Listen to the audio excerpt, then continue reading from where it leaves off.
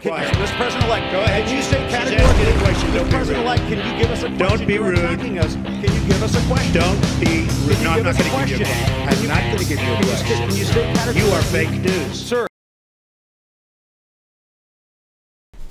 I'm Dr. Dave Janda. Welcome back to Dave versus the MSM. I'd like to thank you for joining me today. We are available 24/7 at davejanda.com.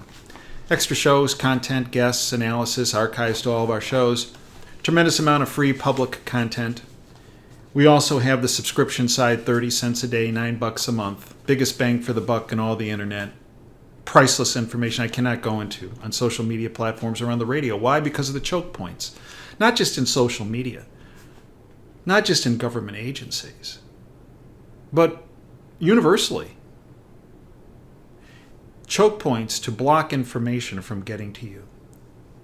So we keep doing these videos to get you a little bit down the road, because to give all the goods to you, to get you on that off-ramp, we're not allowed to do it because the censors come in and take down our videos, take down our presentations, or affect what happens with our radio station through the FCC and their choke points that remain present today. You hear about an operation by the name of Mockingbird. It was infiltration many years ago and still is today, but it really took a next level up in September of 2001. Infiltration of the media, what I call the bought-off lamestream fake media, through our intelligence agencies. And I noticed myself a significant increase in that censorship all the way back to 2001, but it's only gotten even more stringent, and that's not even, stringent isn't quite exactly a heavy enough term. That's why I call them choke points, because that's what they do, choke. And it's all focused on stripping you and everyone you know of your freedom and your liberty.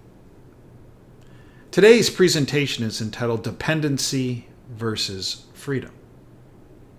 Now, many of us are under the misnomer. Watching a video like this or on this channel or going to davejanda.com tells me that you're not someone who's hung up on the dependency side of the equation, that you're hung up on the freedom side. But unfortunately, a big percentage of the people you know and love are okay being dependent on a very sinister globalist cult. They're fine with that. They say they might cherish freedom, but they really don't. Because they sit on the couch and they sit on the bench and they let the cult take control of every aspect of their life. George Orwell, 1984 fame, said, quote, "All tyrannies rule through fraud and force. But once the fraud is exposed, they must rely exclusively on force." And in order to use that force and be effective, people have to back off. They have to back off of their freedoms and their liberties and willingly hand them over to the fraudsters, to the forsters. Right? Donald Jeffries, political commentator, said, "We let obscene political representatives," they only represent themselves, not you or me or who they're supposed to, their contingent, their communities. We let obscene political representatives, militarized police, increasingly unhinged but well-funded activists, and supposed experts, some of whom we're talking about in the public health community that we've dealt with the past 3 years, of varying sorts, decide what will be done, or in some cases not done. It's like a bunch of strapping adults decided to permit a handful of toddlers with severe behavioral problems to boss them around and beat them with sticks waiting for their unformed and cognitively challenged little minds to decide what to do and what to do next.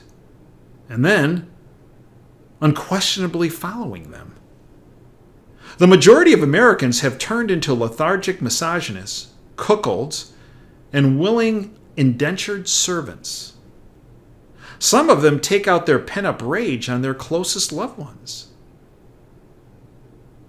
but never at those who are responsible for the rage. Those who are frustrating them, creating chronic stress, and literally making them sick through their bass-ackwards priorities and irrational actions.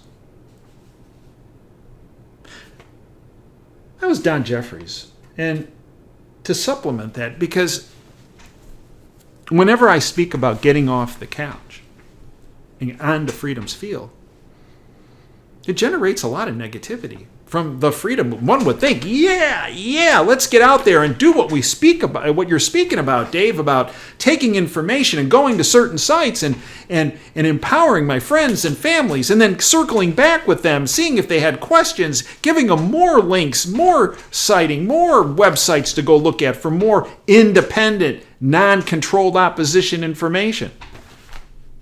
DaveJanda.com, SarahWestall.com, TFMetalsReport.com, BillHolter.com, ZeroHedge.com, just to name a few. And then circling back. And then taking that next step and getting involved in election boards or school boards or local community organizations to push the freedom agenda rather than the dependency agenda about networking, how to help people up by their bootstraps. Of course there are bad times every person and family have and have to rely on assistance at times. There's nothing wrong with that. But not to be caught in this entire spider web where they never are allowed to break free. The cult wants everybody to be a caterpillar and not a butterfly, spreading their wings for freedom and showing others the way. Do you think there's a caterpillar in the world that doesn't look at a butterfly and go, gosh, I want to be like that. I don't want to be like that. I want to stay in this cocoon. But there are people that are like that. They'd rather sit on the couch and watch the butterflies do all the work.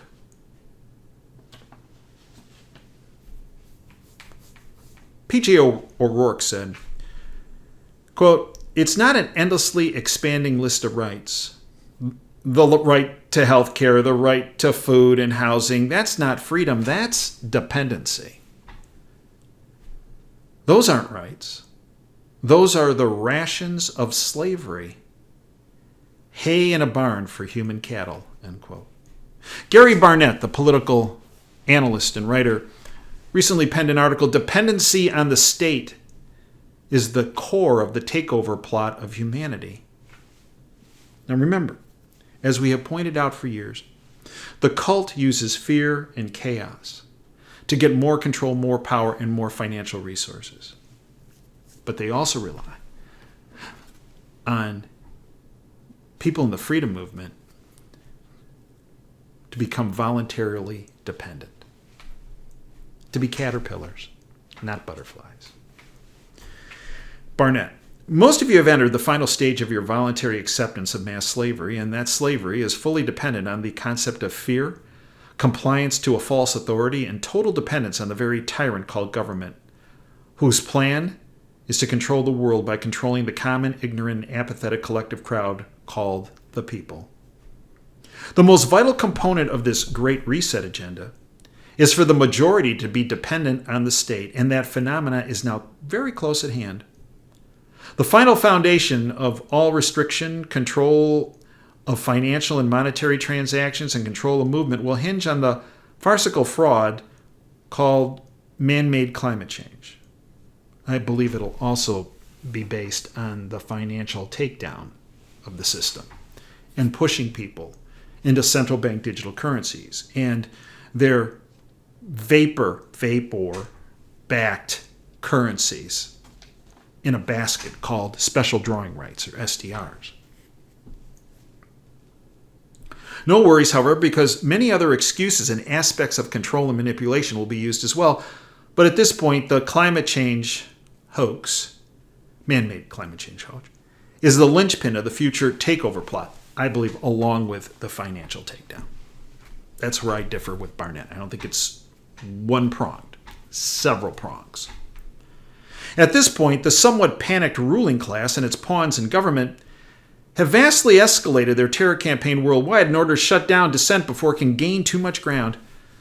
This campaign of terror is meant to drive the tool of fear to a much higher degree so as to be able to accomplish takeover goals with less resistance. Just think about the past 3 years. One obvious example of this fear campaign is the purposely heightened threat of so-called weather anomalies, especially what are conspicuous, intentionally set, arson, fires, burning at ridiculously high temperatures, destroying particular properties, towns, cities, and valuable mineral-laden land holdings, and also food production facilities. These unnatural fire outbreaks began in earnest in early spring and have continued incessantly since that time. What began in Canada now has overtaken the Hawaiian island of Maui, among many other areas around the world, and the devastation is incredible.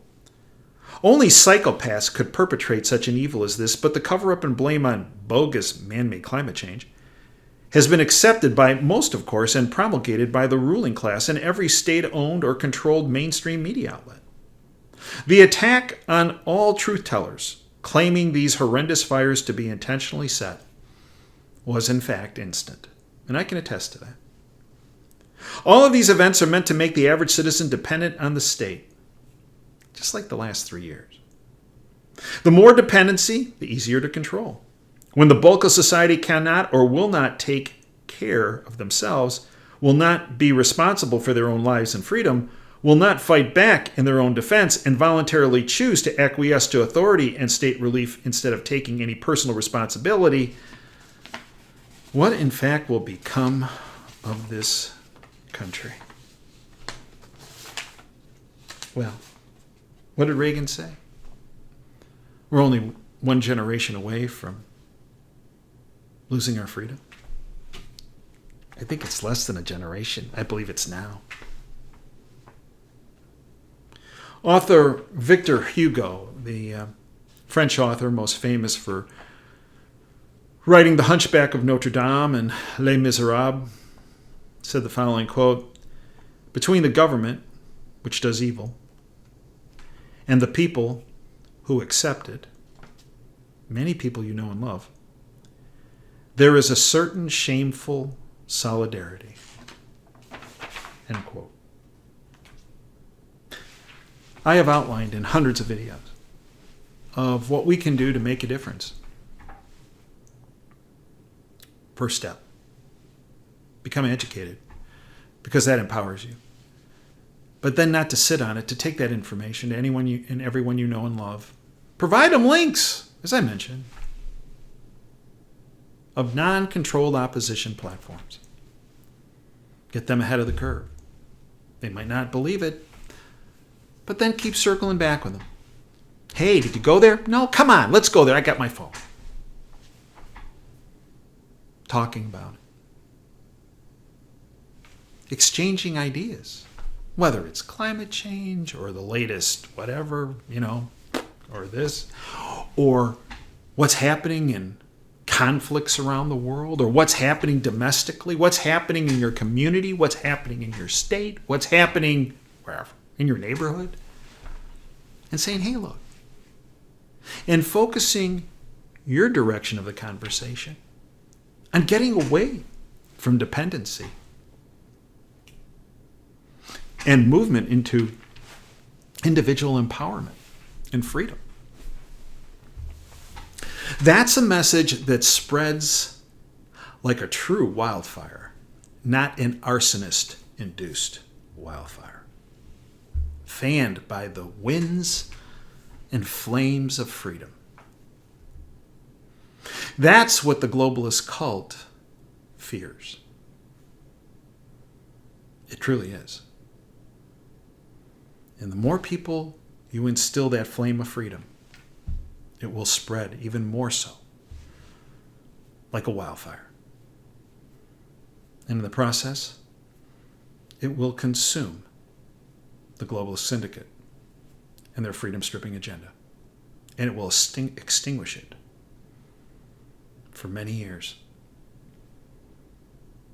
if not for perpetuity, for forever, for perpetuity. But it means action. Many people hate this. But it means getting off the couch, off the bench, and educating and empower people. And the wonderful thing about the internet and websites is you have a place where you don't have to do any work in producing the content, because those of us in the independent media are doing that. But it needs to be networked. You can see the efforts of the syndicate to block this message just on this platform, how there are no notifications. View counts are distorted because they don't want you to think that many people are listening. Likes are cut. I've actually seen our view counts while I'm watching the back end on this platform go down while I'm watching. And the same thing with comments. And the same thing, the blockage of notifications or not being featured. It's all part of them trying to extinguish the flames of freedom. And your role is to extend freedom. Going to town hall meetings. To those in political office, federal, state, local. What are you doing? This thing that you're pushing, you're hurting all of us. Now, you either cut that out, or we're going to find somebody to run against you who believes in freedom and empowerment of all of us and adequately represents us. And we're going to do everything in our power, because you can rig machines all you want, but it's not going to matter, because we're going to so overwhelm the system with our support for someone who supports freedom and individual empowerment that you don't have a chance. So you can either change or hasta la vista, baby. Huh? Working in election boards, volunteering your time, or school boards, or you name the community organization, fanning the flames of freedom. It is not a spectator sport,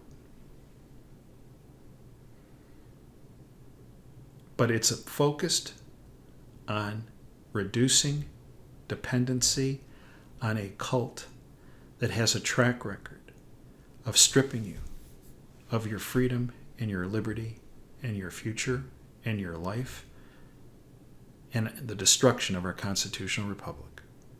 It's that simple. I thank you for joining me today. We are available 24/7 at DaveJanda.com. Tremendous amount of free information and content. But where the real meat of the matter is, which I cannot go into on any social media platform, or for that matter on the radio, because of deep state players in censorship positions that act like choke points. 30 cents a day to support freedom, so that we are able to keep bringing to you content. It's a very small monetary investment for priceless information to put you months and years, and your family months and years, ahead of the globalist cult constructed curve that ends in a brick wall with the trashing and the shattering of your freedoms and liberties. I thank you for your time. Until next time, Dave Janda signing off. Dream big and dare to fail. Thanks for your time today.